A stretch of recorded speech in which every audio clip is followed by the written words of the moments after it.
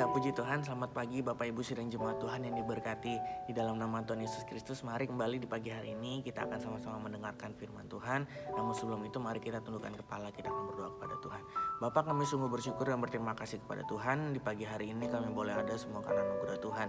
Sebelum kami melakukan segala aktivitas kami, mari Tuhan kami akan mendengarkan firman-Mu. Biarlah Tuhan siapkan mata hati, pikiran dan telinga kami sehingga kami boleh mendengarkan firman-Mu dengan baik dan firman itu boleh jatuh di tanah hati kami yang terbaik sehingga firman itu boleh berakar, bertumbuh dan berbuah. Terima kasih Bapak yang baik, berkati hamba-Mu sebentar yang akan menyampaikan firman-Mu. Biarlah pengurapan dari Tuhan turun ke atas hamba-Mu. Terima kasih Bapak, berfirmanlah kepada kami karena kami siap untuk mendengarkan firman-Mu. Di dalam nama Tuhan Yesus Kristus kami sudah berdoa, berfirmanlah kepada kami. Haleluya. Amin. Puji Tuhan Bapak Ibu, pada pagi hari ini kita akan sama-sama belajar bagaimana kita menjadi kuat di dalam Tuhan. Yosua pasal yang pertama ayat yang ke-7. Kita akan sama-sama memperhatikan Alkitab kita. Yosua pasal yang pertama ayat yang ke-7 saya akan bacakan untuk kita semua. Firman Tuhan, Yosua pasal pertama ayat yang ke-7. Hanya kuatkan dan teguhkanlah hatimu dengan sungguh-sungguh. Bertindaklah hati-hati sesuai dengan seluruh hukum yang telah diperintahkan kepadamu oleh hambaku Musa. Janganlah menyimpang ke kanan atau ke kiri, supaya engkau beruntung kemanapun engkau pergi. Yang saya ingin kita garis bawahi adalah hanya kuatkan dan teguhkanlah hatimu. Ya. Bapak Ibu, dengan bertambahnya usia, bertambahnya waktu membuat dunia ini semakin bertambah problem. Ya, semakin bertambah-tambah masalah secara kualitas maupun kuantitasnya. Nah, walaupun kita tahu keadaan dunia ini apakah akan semakin membaik, semakin memburuk, dibutuhkan kekuatan untuk menghadapinya. Ya, sebab orang yang kuat pasti akan mampu bertahan. Tetapi justru sebaliknya, ya, yang lemah pasti akan jatuh. Nah, yang kuat ketika dia mampu bertahan, dia akan terus bergerak, dia akan terus membuat gerakan yang maju. Tetapi bagaimana yang lemah, dia pasti akan jatuh, bahkan mundur. Nah, Tuhan mau kita untuk tetap kuat di dalam segala situasi, dalam segala tantangan, ya, supaya kita bisa tetap berdiri teguh dan kita tetap bisa berjalan. Yosua pasal yang pertama ayat yang ke-7. Yosua adalah seorang pemimpin yang muda yang mengalami ketegangan yang begitu tinggi, ya. Karena Bapak Ibu, dia dipercayakan untuk memimpin, ya, menjadi pemimpin. Dan saat itu Yosua sedang diperhadapkan dengan musuh yang besar dan begitu banyak di tanah Kanaan. Tapi Tuhan berkata sama Yosua sebanyak 4 kali. Ya, Yosua pasal yang pertama ayat yang ke-6, ya, kuatkan dan teguhkanlah hatimu. Ayat yang ke-7 juga, hanya kuatkan dan teguhkanlah hatimu. Ayat yang ke-9, jangan kecut dan tawar hati, kuatkanlah dan teguhkanlah hatimu. Ayat yang ke-18, hanya kuatkan dan teguhkanlah hatimu. Sebanyak 4 kali Tuhan katakan kepada Yosua, kuatkan dan teguhkanlah hatimu. Ya. Dan pada akhirnya Yosua menguatkan dan meneguhkan hatinya. Lalu ia masuk ke tanah perjanjian dan ia berhasil untuk merebut tanah perjanjian itu bersama dengan orang-orang muda yang ada di sekelilingnya. Nah, Bapak Ibu, ini membuktikan bahwa orang yang kuat pasti bertahan dan terus maju. Ya, ciri-ciri orang yang kuat adalah mampu mengatasi kegagalan. Bapak Ibu, ada seorang tokoh di dunia yang juga dia seorang peneliti terkenal yang bernama George Barna. Ya, dia meneliti bahwa dalam satu hari manusia itu bisa mengalami kegagalan sebanyak 14 kali. Itu minimal. Ya, minimal 14 kali dalam sehari. Ya, baik itu gagal dalam bicara, gagal dalam hubungan, gagal dalam menjaga kesucian, gagal dalam melihat, gagal dalam bertindak.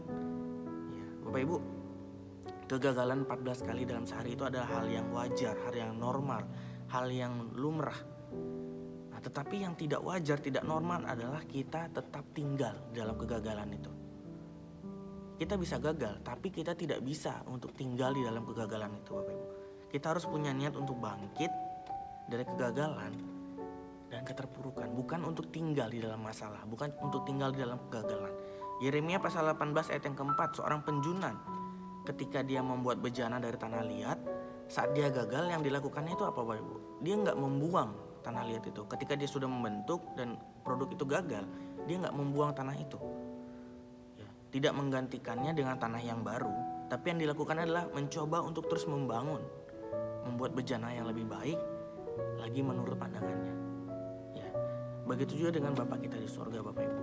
Ketika kita mengalami kegagalan, ya, dia nggak akan mau menyingkirkan kita, dia nggak akan membuang kita. Ya, dia pasti akan membantu kita, dia akan terus membentuk kita untuk menjadi bejana yang lebih indah dalam pandangannya. Ya Bapak Ibu, banyak sekali dalam tokoh-tokoh Alkitab yang sukses, yang berhasil dari kegagalannya. Kita lihat Abraham, dia gagal menunggu janji Tuhan, sehingga dia dikatakan menjadi bapak orang beriman. Ya, Yakub yang menjadi tukang tipu disebut sebagai bapak orang Israel. Ya, Gideon yang penakut, ya, menjadi pahlawan yang gagah perkasa. Ya, Petrus yang menyangkal Yesus 3 kali, dia menjadi pengkhotbah yang besar dan menjadi tokoh-tokoh dalam gereja. Ya, Yohanes ya menjadi preman, tukang pukul orang.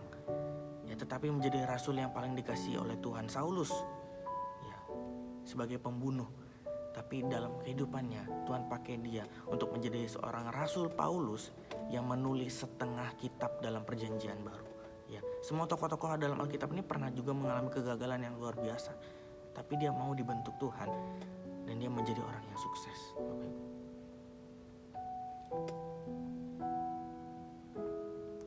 Roma pasal 15 ayat yang pertama. Saya akan bacakan untuk kita semua. Kita yang kuat wajib menanggung kelemahan orang yang tidak kuat, dan jangan kita mencari kesenangan kita sendiri. Nah, ayat ini adalah maksudnya adalah ketika kita kuat, kita melihat sesama kita yang lemah. Kita wajib menolong. Ya, yang kuat menolong yang lemah. Ya, kita harus saling membantu, kita saling tolong menolong. Ketika kita melihat saudara kita yang lemah, kita kuatkan dia. Ya Bapak Ibu. Nah, mari saat ini apa yang menjadi situasi permasalahan kita, pergumulan kita, pengharapan kita, masalah yang kita hadapi mungkin seakan-akan membuat kita lemah. Tapi coba kita bawa kepada Tuhan, kita minta kekuatan yang daripada Tuhan. Agar kita bisa kuat, diberikan kekuatan oleh Tuhan untuk kita bisa menghadapi setiap kehidupan kita. Ya, dunia akan semakin buruk, akan semakin jahat. Kita butuh kekuatan daripada Tuhan, karena jika kita tidak kuat, kita akan menjadi lemah. Kita akan tinggal di dalam kelemahan kita. Kita akan tinggal di dalam kegagalan kita. Ya, Tuhan gak mau kita lemah, Tuhan gak mau kita tidak berdaya. Tuhan akan memberikan kekuatan kalau kita mau datang sama Tuhan. Diberkatilah setiap kita yang mengandalkan Tuhan, Tuhan bilang. Tapi terkutuklah kita jika kita mengandalkan manusia, jika kita mengandalkan kekuatan kita sendiri. Tapi berkat Tuhan akan menjadi milik orang-orang yang senantiasa dekat dengan Tuhan, yang mengandalkan Tuhan dalam setiap kehidupan kita. Puji Tuhan, ini yang menjadi firman Tuhan pada pagi hari ini. Mari tundukkan kepala, kita akan berdoa kepada Tuhan. Bapa, kami sungguh bersyukur dan terima kasih kepada Tuhan. Terima kasih untuk kebenaran firman-Mu yang mengingatkan kami untuk kami boleh tetap kuat di dalam Tuhan. Dunia saat ini yang kami tinggali ini Tuhan akan semakin jahat, tapi kami akan percaya dengan kasih-Mu, Engkau yang menolong kami, Engkau yang menuntun kami, memberikan kami kekuatan selalu untuk kami boleh menjalani setiap kehidupan kami dalam masa-masa yang sulit ini. Tuhan, berkati setiap kami semua dalam kami boleh melakukan aktivitas kami di sepanjang hari ini, dari pagi, siang, sore hingga malam hari ini. Kami serahkan kehidupan kami ke dalam tangan Tuhan. Biar Tuhan yang beracara dalam kehidupan kami, Tuhan yang memimpin kami, menjaga, melindungi kami, menutup bungkus kami dengan kuasa-Mu. Jauhkan kami dari segala mara bahaya, rancangan kecelakaan, sakit, penyakit, virus apapun yang mengganggu kehidupan kami. Biarlah di sepanjang hari ini kami boleh berada dalam sukacita Tuhan, damai sejahtera Tuhan yang melimpah atas kehidupan kami. Terima kasih Bapa yang baik, siaplah kami melangkah bersama dengan Tuhan di sepanjang hari ini. Di dalam nama Tuhan Yesus Kristus kami sudah berdoa. Haleluya. Amin. Tuhan Yesus memberkati kita semua.